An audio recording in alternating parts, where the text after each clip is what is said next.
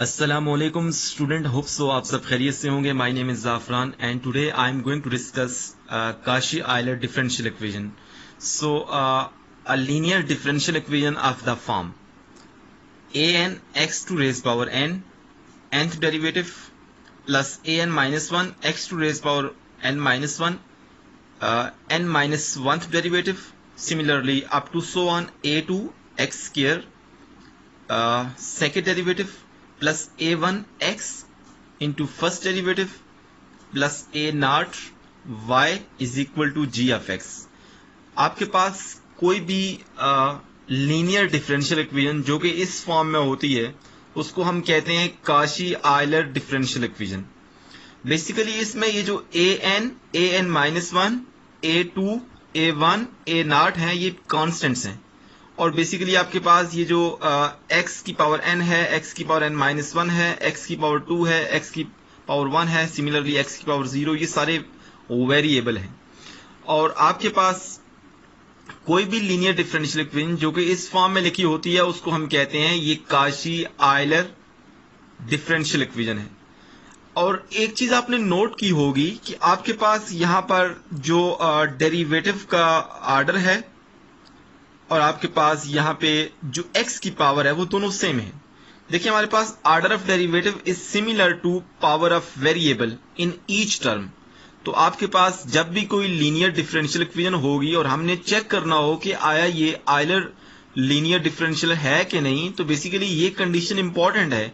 आपने चेक करना है कि आया जो वेरिएबल लिखा हुआ है और जो डेरिवेटिव है उसी टर्म के अंदर उन दोनों की जो पावर है वो दोनों सेम है कि नहीं है. देखिए डेरिवेटिव यहाँ पे n है तो x की पावर भी n है. सिमिलरली डेरिवेटिव हमारे पास n माइनस वन है, यहाँ पे y भी आता है. इसी तरह हमारे पास x की जो पावर है वो भी n माइनस वन है. तो ये दोनों सेम होने चाहिए हर टर्म के अंदर. तो इस तरह से आप देख लीजिएगा कि अगर आपके पास हर टर्म में x की वेरिएबल की पावर और डेरिवेटिव का जो ऑर्डर है वो दोनों सेम होंगे तो वो Cauchy Euler linear differential equation होगी. सिमिलरली पॉइंट नंबर 2 देखें जरा. Cauchy Euler differential equation is similar to differential equation with constant coefficients. देखिए हमने अपने पहली वाली जो वीडियोस में कुछ टॉपिक डिस्कस किए थे उसमें एक टॉपिक ये भी था कि हम किस तरह से differential equation with constant coefficients को डील करते हैं. आपके पास वो इस तरह की इक्वेशन थी a n d n y over d x n plus n minus one d to raise power n minus one y over d x n minus one, similarly up to a one d y by d x is equal to g f x. देखिए यहाँ पे हमारे पास ये differential equation है with constant coefficients. देखिए ये a n minus one a n minus two and up to a one a naught. Basically ये जो है ना ये कांस्टेंट कोफिशिएंट्स है. यहाँ पे आई थिंक सो एक टर्म और भी आती है जो मैंने मेंशन नहीं की, यहाँ पे ए नॉट और वाई भी आता है. So is equal to g f x. So basically यहाँ पे देखिए वेरिएबल नहीं है, x to raise power n नहीं है, x to raise power n minus one नहीं है, up to so on. So ये काशी डिफरेंशियल इक्वेशन है जिसमें यहाँ पे वेरिएबल भी आता है और ये आपके पास सिंपल डिफरेंशियल इक्वेशन है विद कांस्टेंट कोफिशिएंट्स, इसमें यहाँ पे वेरिएबल नहीं आता. सो इस तरह से आपने इन दोनों को इलादा से डील करना है. बेसिकली इसको हमने किस तरह से डील किया था ये मैं आपको अभी बताने जा रहा हूँ. सो अब हम स्टार्ट करते हैं कि किस तरह से हम किसी भी काशी डिफरेंशियल इक्वेशन का सॉल्यूशन फाइंड करेंगे. सो सबसे पहले हम अपनी जो डिस्कशन है उसको second order Cauchy linear differential equation तक रेस्ट्रिक्ट कर लेते हैं. Let's restrict our discussion to second order Cauchy Euler differential equation. So आपके पास इस तरह की काशी आयलर डिफरेंशियल इक्वेशन होगी a x square d square y by d x square plus b x y b x dy by dx plus cy is equal to g of x. ये आपके पास एक non homogeneous Kashi second order linear differential equation है. सो सबसे पहले हम homogeneous वाले case को भी डिस्कस कर लेते हैं. Homogeneous Euler second order differential equation. देखिए आपके पास होमोजीनियस के केस में ये जो राइट हैंड साइड जी एफ एक्स फंक्शन होगा ये जीरो हो जाएगा. तो इसको हमने इक्वेशन नंबर 1 बोल दिया. अब बेसिकली ये जो काशी आयलर डिफरेंशियल इक्वेशन है इसका सॉल्यूशन हम किस तरह से फाइंड करते हैं. देखिए हमने जब differential equation with constant coefficient की बात की थी तो उसमें हमने एक एक्सपोनेंशियल टाइप सॉल्यूशन सपोज किया था y is equal to e to raise power m x और उसके जरिए हमने एक्सिलरी इक्वेशन बनाई थी और फिर हमने उस एक्सिलरी इक्वेशन के रूट्स फाइंड किए थे और उन रूट्स की नेचर पर डिपेंड करता था कि हमारा जो जनरल सोल्यूशन होगा वो किस तरह का होगा। सो अभी हमने जब काशी आयलर डिफरेंशियल इक्वेशन की बात करनी है तो इसमें हमने एक इस तरह का सोल्यूशन सपोज करना है, let y is equal to x to raise power m। So इसका फर्स्ट डेरिवेटिव लें y prime, so power rule लगाएंगे तो m x to raise power m minus 1। Similarly y double prime find किया।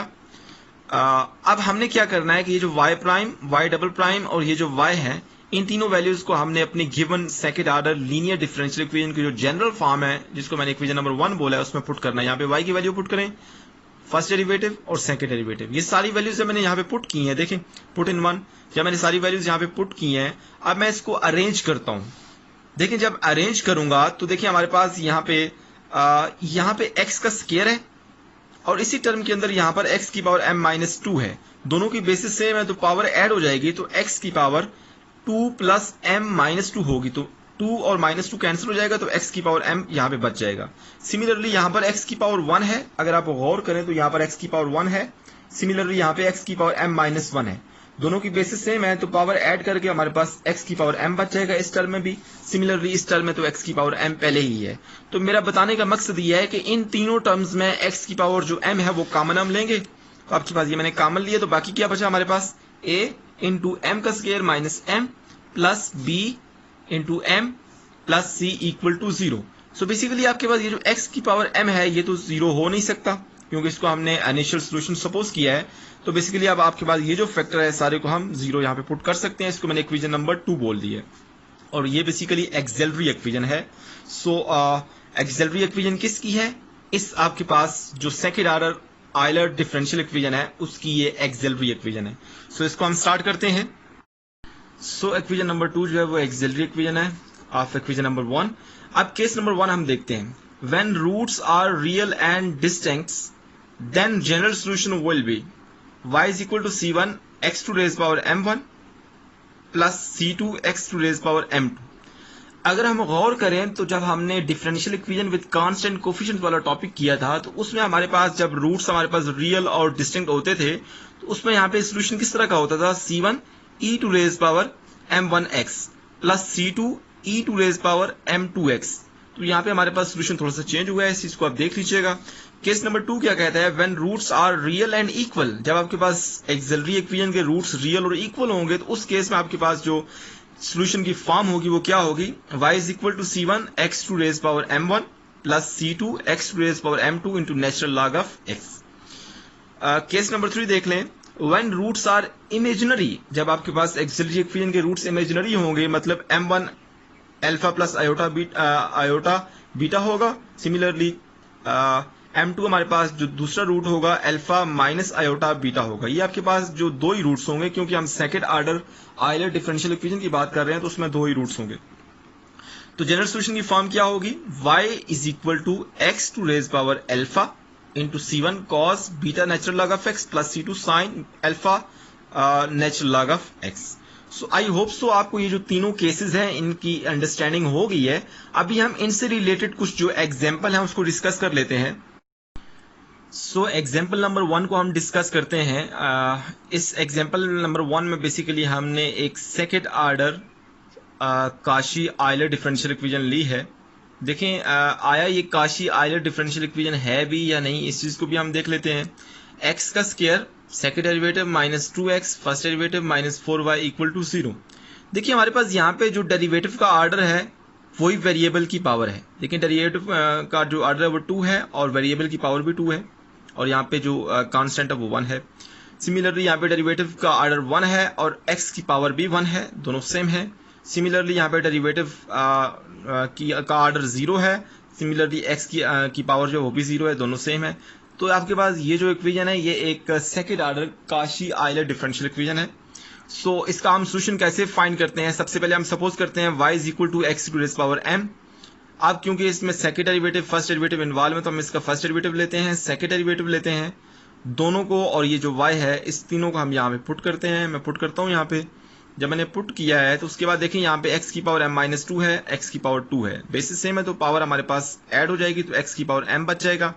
यहाँ पे x की power 1 है, यहाँ पे x की पावर m-1 है, बेसिस सेम है, मल्टीप्लीकेशन हो रही है तो x की पावर m बच जाएगा। सिमिलरली यहाँ पे x की पावर m ही है इक्वल टू 0।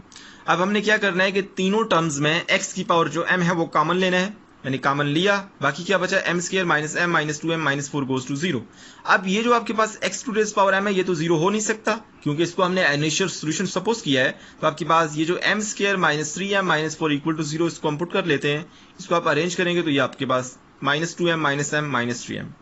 सो अब आपके पास ये जो आपके पास जिसको मैंने रेक्टेंगुलर बॉक्स में इनक्लोज किया है, बेसिकली ये आपके पास एक्सिलरी इक्वेशन है for the given second order Cauchy Euler differential equation.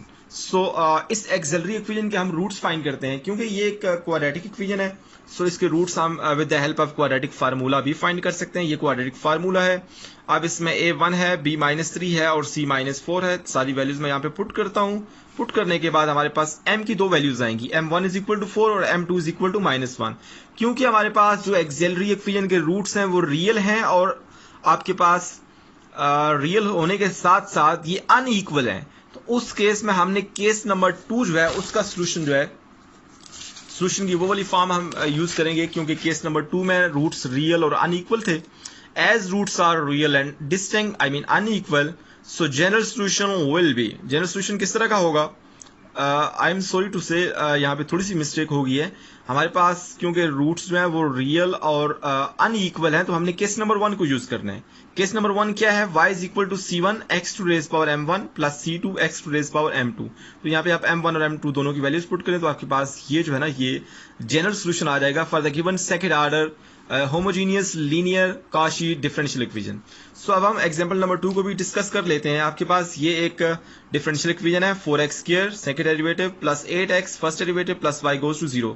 क्योंकि यहाँ पे डेरिवेटिव का ऑर्डर और जो x की पावर है वो दोनों सेम है हर टर्म के अंदर, इस टर्म के अंदर भी और यहाँ पर भी और यहाँ पर भी, तो मतलब क्या हुआ कि ये एक कॉशी डिफरेंशियल इक्वेशन है। सो इसका सोल्यूशन हम किस तरह से फाइंड करते हैं, सबसे पहले हम सपोज करते हैं y is equal to x to raise power m, first derivative लें, सेकेंड डेरिवेटिव लें, ये y first derivative second derivative तीनों की वैल्यूज आप यहाँ पे गिवन डिफरेंशियल इक्वेशन में पुट करें। पुट करने के बाद देखिए मैंने पुट किया यहाँ पे, अब देखिए यहाँ पे x की पावर 2 है, यहाँ पे x की पावर m-2 है, तो इन दोनों को मल्टीप्लाई करेंगे तो पावर ऐड होगी तो x की पावर m बच जाएगा। सिमिलरली यहाँ पर x की पावर 1 है, यहाँ पर x की पावर m-1 है, तो मल्टीप्लीकेशन के बाद आपके पास जो x की पावर बचेगी वो m बचेगी और यहाँ पर x की पावर m पहले ही है। सारी टर्म्स में हमारे पास जो x की पावर m है, देखिए यहाँ पर भी और यहाँ पर भी और यहाँ पर भी ये कॉमन है, तो मैंने कॉमन लिया। कॉमन लेने के बाद हमारे पास यहाँ पे दो फैक्टर्स बनते हैं, एक x की पावर m है और एक ये सारा है। अब x की पावर m तो 0 नहीं हो सकता तो आपके पास इसको 0 होना पड़ेगा, इसको मैंने 0 पुट किया। इसको आप अरेंज करेंगे तो आपके पास 4m square plus 4m plus 1 equal to 0 बचेगा। सो अब हमने क्या करना है कि यहाँ पे कंप्लीटिंग स्क्वायर को यूज करके भी या आप क्वाड्रेटिक फार्मूला को यूज कर लें या फैक्टराइजेशन अगर पॉसिबल है तो वो कर लें, तो आपके पास ये फैक्टर्स बन जाएंगे 2m plus 1 whole square equal to 0। So आप यहाँ पे m की दो वैल्यूज आएंगी, m1 इज इक्वल टू -1/2 और m2 इज इक्वल टू -1/2। क्योंकि रूट्स जो है वो रियल और इक्वल हैं तो हमने केस नंबर 2 को यूज करना है। केस नंबर 2 क्या कहता है कि as roots are real and equal, so general solution will be y is equal to c1 x to raise power m1 plus c2 x to raise power m2 into natural log of x। So यहाँ पर मैंने m1 और m2 दोनों की values put की है तो आपके पास ये जनरल सोल्यूशन आ जाएगा। अब यहाँ पे एक चीज नोट करने वाली है, उसको आप देख लें जरा। For higher order differential equation if m1 m2 is equal to mn, आपके पास जब हायर ऑर्डर डिफरेंशियल इक्वेशन होंगी तो उसमें जब m1 m2 ये सारे रूट्स बराबर होंगे then general solution will be, general solution किस तरह का होगा, y is equal to c1 x की power m1 plus c2 x की पावर m2 साथ नेचुरल लॉग ऑफ x एक बार आएगा प्लस c3 x की पावर m3, अब नेचुरल लॉग ऑफ x का स्क्वायर कर दें प्लस c4 x की to raise power m4 into natural log x की क्यूब कर दें and so on. So I hope so आपको ये अंडरस्टैंडिंग हो गई है कि आपके पास जब higher order Cauchy differential equation होगी हमारे पास तो उसमें जब रूट्स एक्सिलरी इक्वेशन के रूट्स इक्वल होंगे तो उस केस में हमारे पास सेकंड वाला जो केस है वो किस फॉर्म में बन जाएगा। सो अभी हम इस चीज को कंटिन्यू करते हैं।